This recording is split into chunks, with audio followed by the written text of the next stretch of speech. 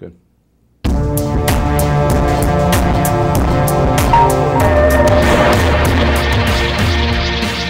Welcome to the Real News Network. I'm Paul Jay in Washington, and welcome to the first Real News annual Webathon. We say first annual because I think we'll be doing it again next year. So the issue here is we want to raise $200,000 by the end of December 9th. This will cover about 4 months of our work. A very generous donor has agreed to match dollar for dollar your donations. So essentially we have to raise $100K to gain another $100K. So your donations will be doubled. The other main objective of these evenings over the next 3 nights, and we'll be going live tonight, tomorrow night, and Thursday night, is for you to get involved. It's a chance for you to ask questions to us at The Real News and or of our guests, and pretty soon joining us will be Ray McGovern and Garth Porter. We're going to talk about WikiLeaks, and you can check the whole schedule on our website. You'll see it on the home page. Underneath the banner, there'll be a link for the schedule. But let's get to callers right away. So now joining us, Jane from Toronto. Jane, are you there? Yes, I am. Hi, Paul. Hi, thanks for calling. So go ahead, Jane. Yep. My question for you is with MasterCard, Visa, PayPal, Amazon cutting off their connection with WikiLeaks and stopping the transfer of donations, how do you think that might play out down the road for alternative media sites like yourself? Do you think the U.S. government or other governments might put pressure on similar streams that would block up and slow down or limit your ability to function on the net? I think it's a complicated question, really, because the bigger question is where is politics going to go, particularly where we are in North America or in Europe.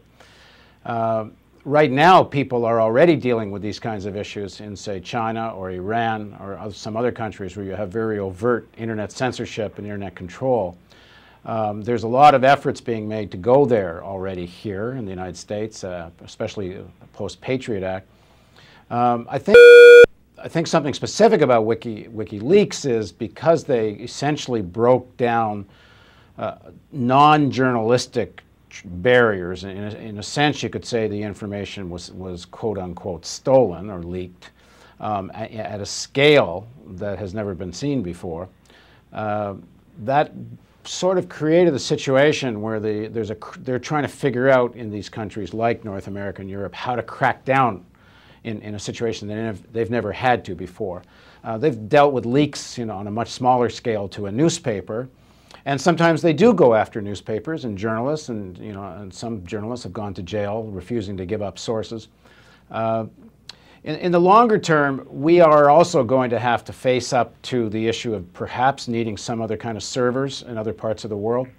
The biggest problem is what you raised, the banking system issues of Visa cards, because that will be the most difficult to get around. But a lot depends where the political motion goes. If there really is a kind of people's movement in these countries, then I think it would be much more difficult, let's say, to crack down in the way that we're seeing with WikiLeaks. But one way or the other, I think if alternative media like us keep fighting and keep trying to do good journalism and courageous journalism, we've seen before attempts to suppress this kind of activity usually leads to more support for it. So we'll face what we have to face, but certainly when you're this dependent on electronic banking and internet, which are all pipelines and mechanisms that are controlled by major corporate interests or governments, it does make us vulnerable to that. It would be the same if we were on television or on cable. If other callers want to come in. So now joining us is Greg from Virginia. Greg, go ahead. Okay, I don't think Greg's right with me yet. So let me talk I'll talk a little. Hello. Oh, there's Greg. Hi, Greg. Thanks for joining us. I can't hear you, Paul. Okay, I hear you, Greg. Greg's not hearing me, apparently. And we're just getting started with our webathon, and this is a little bit new in terms of technology for us. So I can't hear anything. Hello? Okay, someone on my control booth is going to have to tell Greg that Yeah, we're going to call you back, Greg. So the whole issue of WikiLeaks, we were talking about a question earlier about what's the responsibility of WikiLeaks itself, and what's the responsibility of people who have downloaded the Wiki encrypted file. Does that mean they're somehow susceptible if they were to cross U.S. borders? I think what we're seeing here with WikiLeaks is something actually quite profound. It's not just WikiLeaks that we've seen it, but it's another area, which is digital technology is exploding all the old property relationships. Copyright in music and in videos is breaking down. The ability to control documents and the flow of, as we can see from WikiLeaks, even emails. People don't understand, I don't think, the extent to which governments have access to people's emails. If I understand it correctly, if you have your email parked on a Yahoo or a Gmail, any government would have access simply by request and without warrant to those emails. In other words, you lose your expectation of privacy when your email is not on your own controlled server, where there would be a requirement of a warrant. But what that means is that the new technologies are exploding the old property relationships. And in some ways, it's interesting that there was a conversation on television the other day, I think on the Fareed Zakaria show, that a lot of people simply won't write down anything anymore. And that the issue of, people that have been through litigation know that if you're in any expectation of litigation on anything, you don't send emails to anybody about anything. You do everything over the telephone. So it's interesting what WikiLeaks may do in terms of this kind of diplomacy and these kinds of communications, is people may simply stop writing down things, which I guess will make it more difficult to have transparency. Now joining us, Greg from Virginia. Greg, go ahead. Hi, Paul. How are you doing tonight? Very good. Thanks for joining us, Greg. Paul, I've got a comment. Jon Stewart, had that real successful rally on the Mall about a month and a half ago, and I was just wondering if you'd comment on the irony of a fake news personality being able to attract so much attention, and those like you that are working so hard to bring the real news are finding such struggling financially, I guess. Would you just comment on that for us? Yeah, sure. Well, of course, Jon Stewart's not the first fake news personality to attract a large audience. Glenn Beck did it before him, although I guess Jon Stewart knows he's a fake news personality, and perhaps Glenn Beck doesn't, but I suspect he does too. Well, I think what we're seeing there, amongst other things, is first and foremost the power of television.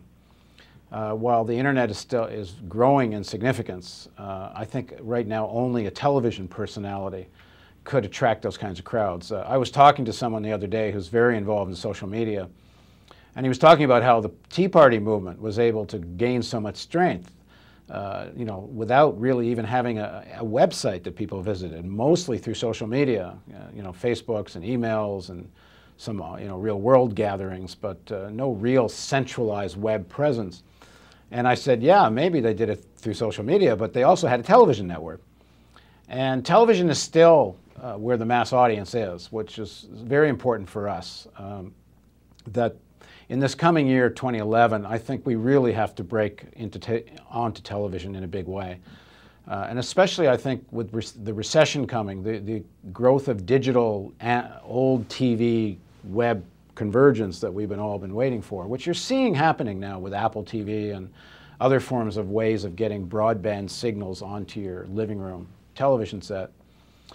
But it's still about television, and the need to have our own, not just show, but really our own channel is every bit as much pressing as it was when we started the Real News Project, in 2005.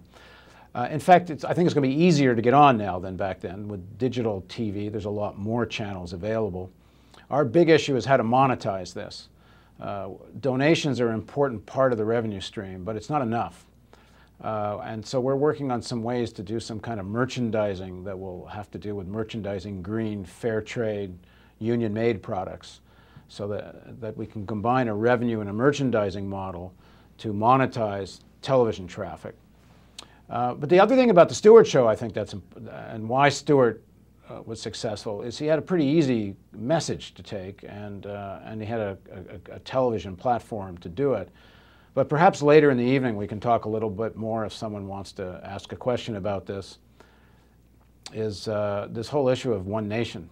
Are we really one nation or not? And is it really just a question of the right and the left, or the conservatives and liberals having a nicer dialogue without screaming at each other? I think that's a pretty erroneous message, and maybe we can talk about that later in the evening. Now joining us, tell me again, Jill from Denver. Jill, go ahead. Hi.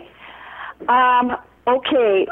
In the published documents released so far, WikiLeaks deliberately deleted names and other sensitive information, specifically for the protection of the named people and those associated with them. Much of what I've read in these documents with the secret classification is common knowledge, found in our newspapers and magazines, and it appears that there's an exaggeration of the sensitivity of what's in these documents. And frankly, it appears the overzealousness of our government is a rebirth of McCarthyism from the early 1950s. Now, my question is, what is the justification and the reasoning to support our government's intent to prosecute Julian Assange and WikiLeaks for espionage? Well, this is a good question to ask our guests that are coming in any minute, Gareth Porter and Ray McGovern, who've been doing a lot of work in this area. I'll give my own take on it, but I'll ask you this. I'll ask them. Is this recorded, and they'll get to it later? Well, no, they're going to be here in a few minutes, and I'll ask your question again to them. But I'll. Yeah, I'm really curious because I think it's more frightening the reaction of our government than the WikiLeaks themselves. Yeah, I think there's a certain, first of all, it's a certain kind of principle for them. Even though they created this CEPR network, which apparently almost somewhere close to 2.5 million people had access to this information.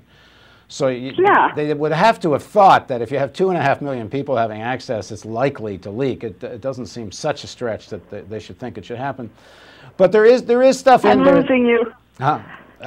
Well, you're fading. Are you calling from Canada? No, we're in Washington, D.C., but maybe the best thing to do is to hang up and then watch it on the website. Okay, now you're coming through loud and clear. Oh, okay. Okay, how do I watch it on the website? You go to therealnews.com, and it's right on the website. Okay, will do. Thank you for calling. Okay, thank you. And I'll just continue for a minute here. I think the principle is that these are supposed to be secret documents or confidential documents, and they're going to crack down very seriously on Manning and the guy that supposedly leaked this stuff. They don't like WikiLeaks. They don't like the fact that stuff that's supposed to be secret is out there, and they're certainly people that like to control everything, and certainly their own information. And there is embarrassing stuff in this, so there may be some things that they really are concerned about, and we have yet to really know what's in all of this 250,000. I think also Julian Assange's threat or promise that the next batch is going to be about the banking system, that could be rather revealing. If all the kind of inside information of how banks decided to speculate and make their money, I would think that would really scare the hell out of a lot of people, including governments and banks and other people. And it may be that in reality they're more concerned about what's going to come when the banking disclosures come. But just generally speaking, this just is not supposed to happen. And they're going to make sure it doesn't happen again. I think they're sending a message, not just to Julian, but they've sent a message to, obviously, Amazon, who took it down, PayPal, who won't process. And this is what I think the caller was alluding to in terms of kind of McCarthyite atmosphere. I think the most important point here is there's been no due process. There's no trial. No one's been charged yet. There's actually no evidence anyone committed a crime. Major newspapers released this material, and they're going to have great difficulty trying to go after them, but perhaps it's a shot across their bow as well. But we're going to, tomorrow night we're going to do a panel all about the issue of what Amazon's action of taking down the material, and what that means for an open internet. Are North America and Europe headed towards more Iranian or Chinese style control of the internet? And is Amazon taking down the WikiLeaks material kind of the form it might take, not necessarily a direct law banning something, but just so much pressure put on private companies. And so much of the infrastructure is privatized that if private companies simply self-censor themselves out of fear, you could wind up with a closed-down internet without ever having to pass a new law. Okay, now joining us from Saskatoon is Bobby. Do I have the name right? Bob Eaton. Hi, Bob. Hey, Bob from Saskatoon. Go ahead, Bob. I'm wondering what your comments are about what I see as a trend in governments today to take an ideological approach towards policy rather than an evidence-based approach. In Canada, we've seen things like the giving up of the long-form census form and things like that. Yeah, Ray McGovern was talking a few nights ago about the intelligence that he was giving and he was managing that was being passed on to the American government, and they just were completely ignoring it. Yeah, I think, well, I guess it's partly two things. First of all, a lot of what they say is for public consumption. It's not what they actually base real policy on. I think when they're the central bank in Canada or the Fed in the United States, when they make a decision, they do it as much on data points as they can. The people that are funding most of the bigger political donations, the corporate donations and such, both in U.S. and Canada, you can't run a major company if you don't believe in evidence and you don't believe in facts. So I think part of this is that what's given the public in rhetoric isn't based on evidence and facts. It's based on either what will get votes or what will persuade people to support policies that are perhaps not in their interest. But they believe, on the whole, especially in economic policy, that they are basing it on facts. But the issue is that facts are not above the difference in interest. So like you always get the question of for whom? In whose interest are you looking at the facts? And you can look at the same set of facts and decide, okay, what we need now is austerity. We need cuts in social programs. Because if your interest is primarily that of a bondholder, or if your interest is primarily that of someone who has a big company with thousands of employees, then if something lowers wages, you're going to think that's good. You're going to think high unemployment ain't so bad as long as you still have enough market to be profitable, as long as that's, if that turns out to be a pressure on lower wages. It really is about for whom do you look at the facts when you make real decisions, and then over here it's about what's rhetoric for public consumption.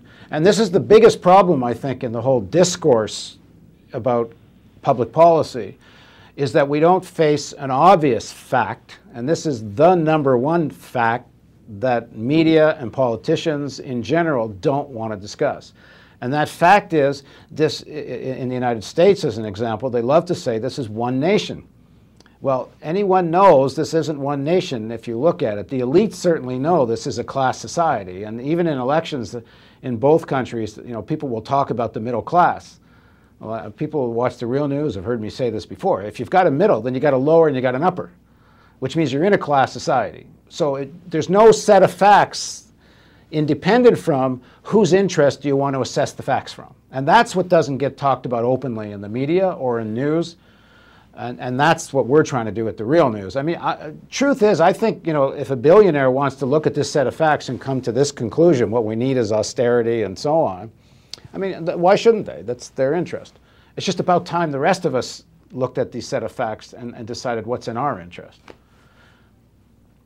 So we're going to take a very short break here, and right after the break, we'll be joined by investigative journalist Garth Porter and Ray McGovern, who's an ex-CIA analyst, and we're going to be talking about WikiLeaks. So please join us in just a few seconds. We'll probably be about 3-4 minutes, and then we'll be back.